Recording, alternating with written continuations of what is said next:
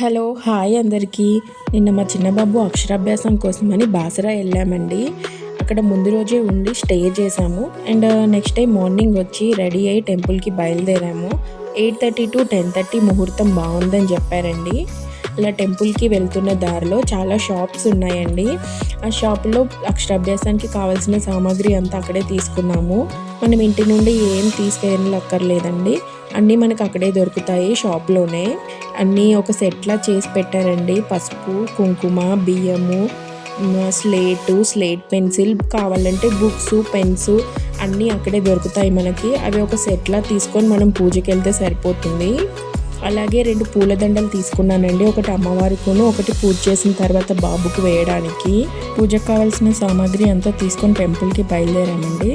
ఇది మనకి main entrance, temple main entrance అండి. ఇక్కడ నుండి లోపలికి మనం ఒక 5 minutes నడవాలి. అక్కడ మనకి అక్షరాభ్యాసానికి సంబంధించిన ప్రాసెస్ అంతా ఎక్స్ప్లెయిన్ చేస్తారండి. అండ్ 150 రూపీస్ టికెట్ ఉంటుంది, అలాగే 1000 రూపీస్ టికెట్ ఉంటుంది. ఇది వచ్చేసి మనకి టెంపుల్ వ్యూ అండి, కంప్లీట్ వ్యూ. అండ్ బాబు అక్షరాభ్యాసం ఎలా జరిగిందో నెక్స్ట్ వీడియోలో చూద్దాం. Bye bye.